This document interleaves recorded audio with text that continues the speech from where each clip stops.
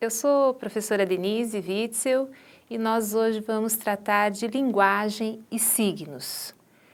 Para que nós entremos no tema dessa nossa conversa, eu quero convidá-los a acompanhar comigo o trecho de uma obra da Clarice Lispector em que a Macabeia, personagem, ela se interessa por uma palavra, mas na verdade ela não sabe o significado dessa palavra. Vamos ver. Havia coisas que não sabia o que significava. Uma era efeméride. E não é que seu Raimundo só mandava copiar com sua letra linda a palavra efemérides ou efeméricas. Achava o termo efemérides absolutamente misterioso. Quando copiava, prestava atenção a cada letra. Glória era estenógrafa e não só ganhava mais, como não parecia se atrapalhar com as palavras difíceis, das quais o chefe tanto gostava. Enquanto isso, a mocinha se apaixonara pela palavra efemérides. Esse é um fragmento da obra A Hora da Estrela, da Clarice Lispector. Ora, a Macabeia, ao se interessar, ao se encantar pela palavra efemérides, ela se encanta pelo significante, talvez pela forma como estão dispostas as letras ou a sonoridade desta palavra, mas ela desconhece o significado, e é o mistério justamente desse significado que faz com que ela se apaixone pela palavra. O que nós vamos ver hoje, o que nós vamos tentar entender é como que se dá essa relação entre significante e significado, que é uma das questões importantes colocada no curso de Linguística Geral do Saussure. Mas aí cabe, de saída, nós perguntarmos o que são signos. Do lugar da linguística, nós vamos entender o signo como uma relação indissociável entre significante e significado. Mas nós poderíamos, em outras perspectivas, entender que o signo está para substituir alguma coisa. Ou então, signo é aquilo que representa alguma coisa para alguém sob determinado ponto de vista. Ou signo, então, é algo que está para outra coisa, além desta definição da linguística, que é a relação de significado e significante. Para isso, a gente precisa observar que o nosso mundo, nós estamos imersos num mundo saturado de manifestações simbólicas, e que são os signos, que podem ser verbais ou não verbais. Então eu tenho, por exemplo, alguns exemplos aqui comigo, que seriam os sinais de trânsito. Nós fazemos uma interpretação rápida enquanto estamos dirigindo, porque nós conseguimos ali depreender significados. Um aperto de mão significa uma pomba, significa paz, ou uma pomba por ela mesma. E uma palavra como pecado também significa a partir de uma cadeia constituída pelas letras e pelos sons, pelos fonemas. Ora, quando você entra nesse universo dos signos, você se questiona como que esse processo se dá. Então, essa é a questão nossa aqui. Como que ocorre essa relação entre significante e significado? Para que nós possamos avançar nesse terreno dos signos, vamos ler uma parte, um fragmento do livro do Lewis Carroll, onde a Alice ela se questiona sobre o nome das coisas, ou ela entra num lugar onde as coisas não têm nome, é um lugar que não tem signos. E ela diz então: "Este deve ser o bosque", murmurou pensativamente Alice, "onde as coisas não têm nomes." Ia devaneando dessa maneira quando chegou à entrada do bosque, que parecia muito úmido e sombrio. "Bom, de qualquer modo é um alívio", disse enquanto avançava em meio às árvores. Depois de tanto calor, entrar dentro do quê? Estava assombrada de não poder lembrar o nome. Bom, isto é, estar debaixo disso aqui, ora, disse colocando a mão no tronco da árvore. Como essa coisa se chama, é bem capaz de não ter nome nenhum. Ora, com certeza não tem mesmo. Ficou calada durante 1 minuto, pensando. Então, de repente, exclamou: "Ah, então isso acabou acontecendo. E agora quem sou eu? Eu quero me lembrar, se puder." Com isso, nós podemos observar que nós percebemos o mundo à nossa volta a partir da língua, ou seja, aquilo que nós nomeamos é que faz com que nós consigamos perceber a existência dos objetos. Alice está perdida, ela não consegue reconhecer porque ela não consegue nomear. E é assim que os signos funcionam, ele categoriza o mundo, ele organiza esse mundo. A realidade em que nós vivemos, ela se dá por meio desse processo de significação. Vejam, mas isso não significa colocar etiquetas nos objetos. Você parte de um conceito e é esse conceito, você tem a palavra que cria um conceito e esse conceito é que vai categorizar esse mundo, que vai ordenar. Mas observem que você pode não ter exatamente o objeto. O exemplo que o professor Fiorin dá no livro Introdução à Linguística, no capítulo Teoria dos Signos, ele mostra, por exemplo, que pôr do sol. Cientificamente, nós não temos um pôr do sol na medida em que você tem o sol parado e é a Terra que gira em torno do sol. Então, ele não se põe. Entretanto, nós criamos essa palavra, nós criamos esse signo e todos nós reconhecemos o conceito que dá a nós esse encantamento de um final de tarde, a que nós vamos dar o nome de pôr do sol. Uma nova realidade, uma nova experiência demanda uma nova palavra. Nós começamos a usar em língua portuguesa a palavra deletar a partir do momento em que nós começamos a usar o computador e que a prática de apagar no computador passou a ser diferente da prática de apagar uma linha escrita num papel. Então, essa palavra ela é incorporada na língua a partir do momento em que foi inventado essa nova prática, que é de uso e de deletar, que só serve para os computadores. Quando falamos de linguagem não verbal, de signo não verbal, nós entramos no terreno da semiótica. Ainda que muito rapidamente, resumidamente, vamos observar como que se pensa no domínio da semiótica o processo de produção de sentidos, ou o que são os signos quando pensado nesse espaço teórico. Charles Sanders Peirce, ele é contemporâneo de Saussure. Saussure, o pai da linguística, ele morreu em 1913. Charles Sanders Peirce morreu em 1914. Eles não se conheceram, seus caminhos não se cruzaram, mas ambos se preocuparam com processos de significação. Um voltado para esse signo mais não verbal, ainda que a semiótica dê conta de todos os signos. É uma ciência que se preocupa com os signos, tanto os verbais quanto os não verbais, mas para falar de signo linguístico, nós vamos nos concentrar daqui a pouco no curso de Linguística Geral com o Saussure. Mas com o Peirce, vamos pensar um pouquinho o que ele propunha de saída, e depois há uma série de classificações e complexidade que não vem ao caso aqui, mas que precisaria ser estudado. Peirce vai propor pensarmos o signo a partir de uma relação triádica. Ora, desta relação em que ele prevê o próprio signo, o interpretante e o objeto, a relação mais fortemente conhecida e que nos ajuda a pensar nesse processo entre o significante e o significado mesmo, é quando ele pensa o signo em relação ao objeto. Nessa relação, uma das considerações que o Peirce coloca são os índices. Ora, no índice há uma relação direta entre o significante e o significado. Há uma relação de proximidade, ele vai dizer de contiguidade. O que seriam então os índices? Uma pegada na areia é o índice de que uma pessoa passou ali se for um pé. Pode ser uma pata de um cachorro, pode ser um pé calçado, um pé descalço. São as marcas na areia que vão ser indícios daquilo que você coloca, que você consegue depreender enquanto significado.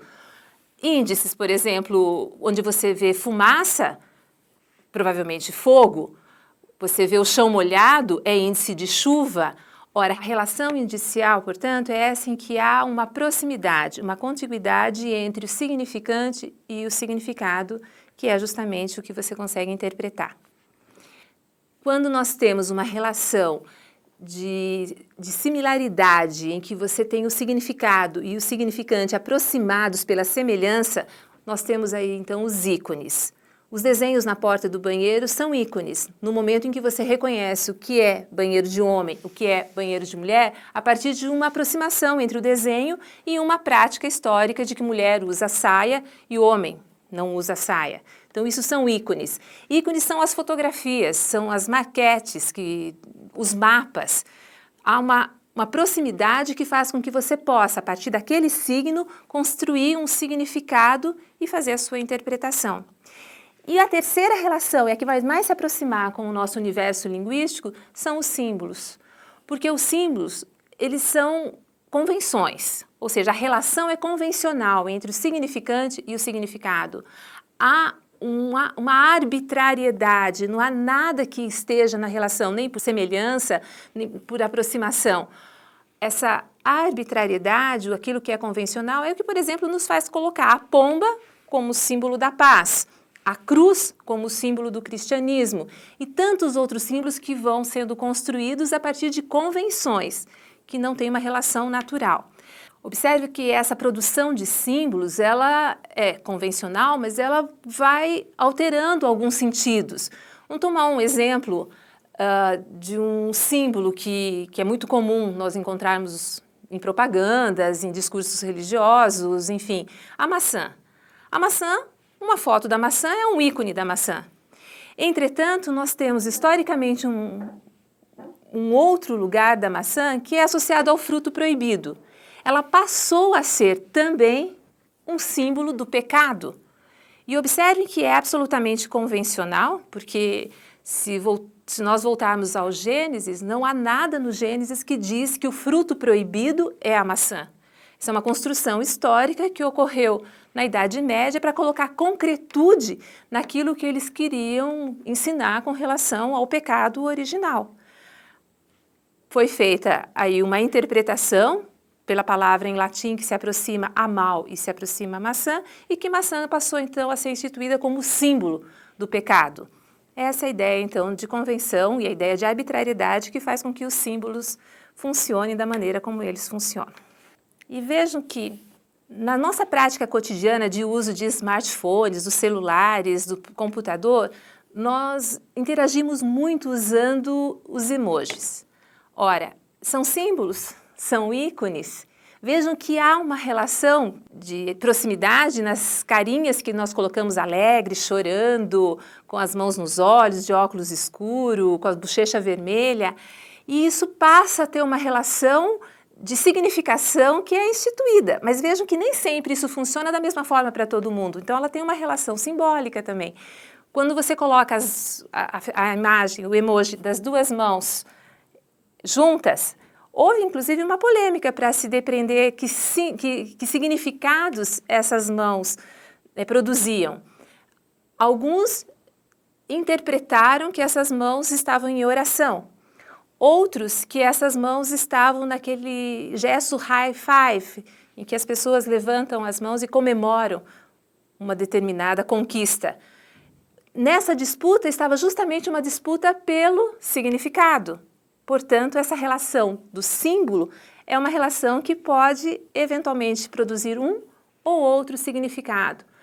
As fezes que aparecem como opção para você, aqui para nós, nos sentidos que muitos de nós damos, de algo que você não gosta, que você quer criticar, que você quer colocar como negativo, em outras culturas pode ser um símbolo de sorte ou pode provocar significados dando ideia de sorte. Feito esse passeio, ainda que rápido, pelos ícones, índices e símbolos da semiótica persiana, entremos agora no nosso território da linguística para observarmos que foi ali, então, que Saussure foi claro quando ele disse que a linguística era uma parte de uma ciência maior, a semiótica. Mas à linguística caberia observar o signo linguístico. E o signo linguístico, para o Saussure, então, é uma associação, uma união de um significante com um significado, e ele coloca mais ou menos nessa forma como que nós deveríamos entender o signo linguístico. Nós temos uma imagem acústica associada ao conceito. Ele entende a imagem acústica como significante e o significado como conceito. E no curso de linguística, ele mesmo, Saussure explica da seguinte forma. O signo linguístico une não uma coisa e uma palavra, mas um conceito e uma imagem acústica. Esta não é o som material, coisa puramente física, mas a impressão psíquica desse som, a representação que dele nos dá o testemunho de nossos sentidos. Tal imagem é sensorial, e se chegamos a chamá-la material, é somente neste sentido e por oposição ao outro termo da associação, o conceito, geralmente mais abstrato. Em resumo, o signo para o Saussure é uma entidade psíquica de duas faces, significante, significado, imagem acústica, conceito. Combinação, então, do conceito com a imagem acústica. Une não uma coisa em um nome, mas um significante e um significado. E ele coloca isso em termos de funcionamento psíquico, na medida em que você não precisa verbalizar. Embora ele fale em imagem acústica, esta é uma imagem que você tem colocada no teu cérebro a partir de uma experiência que você tem com relação a um objeto. Então, você tem uma experiência do que seja a árvore, e esta experiência faz com que você crie no teu cérebro o conceito de árvore. Para exemplificar essa questão psíquica do signo linguístico, e como não é uma questão, quando se fala em acústica, não significa que você oraliza, que você verbaliza, mas que isso está num processo dentro do nosso cérebro, ele fala para nós prestarmos atenção na nossa própria linguagem.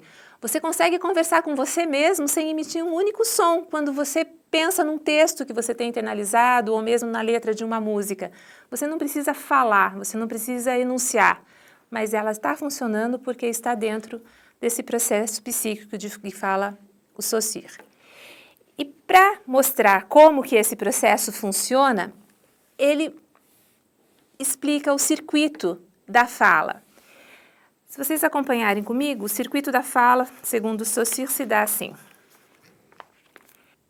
Para que você consiga pensar a linguagem que para o Saussure é multiforme, multifacetada, impossível de ser apreendida e descrita como um objeto de uma ciência linguística. Ele vai determinar a língua como objeto porque ela, sim, é sistemática, é homogênea, separando-a da parole, que é a realização dessa língua, é o lugar do caos que você também não controla, absolutamente heterogênea, a fala, a parole. Ele fica no terreno da língua, da langue. A língua, ela é formada por um sistema de signos, e esses signos, então, é que são os signos linguísticos que funcionam por esse circuito. Para entendê-lo, ele mostra como isso se dá no circuito da fala. E precisa minimamente de dois interlocutores, de duas pessoas. Aí ele diz, então, que há um ponto de partida, que é o ponto A. O ponto de partida do circuito se situa no cérebro de uma delas, por exemplo, A, onde os fatos de consciência, a que chamaremos conceitos, se acham associados às representações dos signos linguísticos ou imagens acústicas que servem para exprimi-los. Suponhamos que um dado conceito suscite no cérebro uma imagem acústica correspondente. É um fenômeno inteiramente psíquico, seguido, por sua vez, de um processo fisiológico. O cérebro transmite aos órgãos da fonação um impulso correlativo da imagem. Depois, as ondas sonoras se propagam da boca de A até o ouvido de B, o processo puramente físico. Em seguida, o circuito se prolonga em B numa ordem inversa. Do ouvido ao cérebro, transmissão fisiológica da imagem acústica. No cérebro, associação psíquica dessa imagem com um conceito correspondente.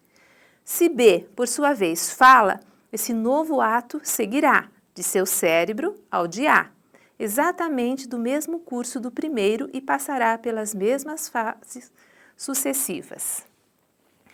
Assim, então, Saussure mostra como que se processa esse mecanismo de algo que está no nosso cérebro, que depende, portanto, de um fenômeno psíquico, mas que passa a ser oralizado, verbalizado, que são fenômenos fisiológicos e que vai ser captado por um outro interlocutor e assim esse processo se repete.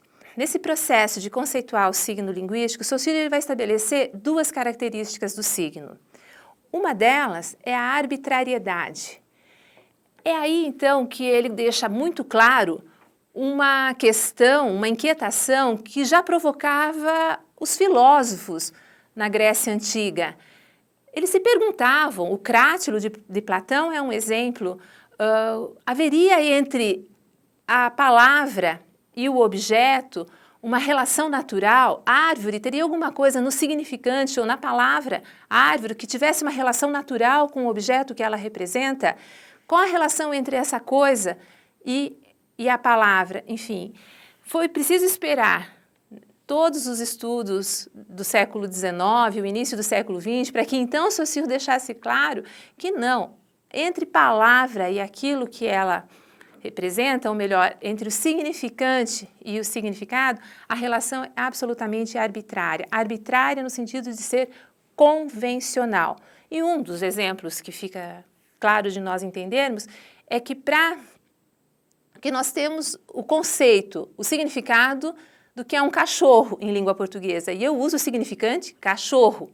Em outras línguas, eu vou usar outros significantes e o conceito permanece. Em francês, eu vou dizer chien, em inglês, dog. E aí, Saussure vai chamar a atenção para o seguinte: a palavra arbitrário requer também uma observação.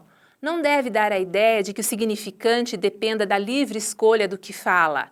Queremos dizer que o significante é imotivado, isto é, arbitrário em relação ao significado, com o qual não tem nenhum laço natural na realidade.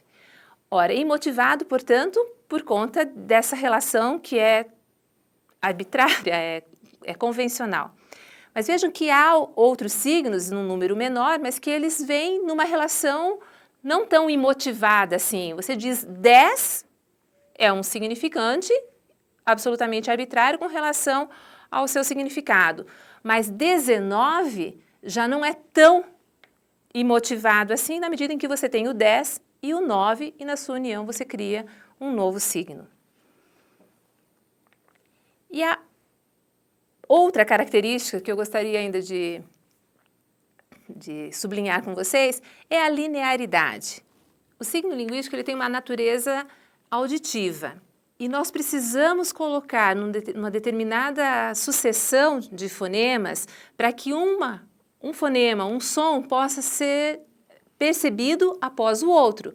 Vejamos no caso aqui, corpo e alma como exemplo, você precisa dessa linearidade para que a construção do signo se efetive e nós consigamos entendê-lo, interpretá-lo. E veja que uma alteração na linearidade dá alteração, obviamente, no significado, mas eu estou trabalhando com os mesmos fonemas. No caso aqui, corpo, eu posso transformar em porco e alma transformar em lama.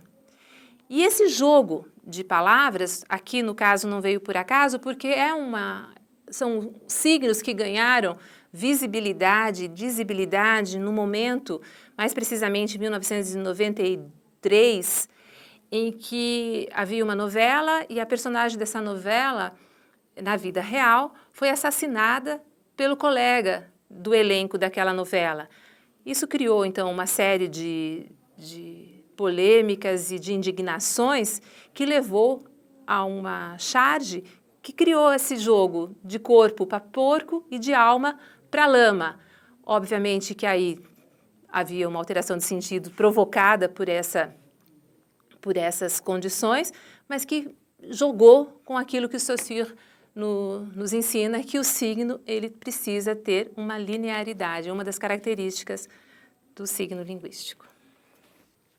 Para concluir, eu gostaria então que vocês se sentissem motivados a estudar o signo linguístico no curso de Linguística Geral, que pesquisassem e buscassem entender o signo não verbal estudado pelo Charles Sanders Peirce e que cada vez mais nós possamos entender a natureza da linguagem, o seu funcionamento. Obrigada.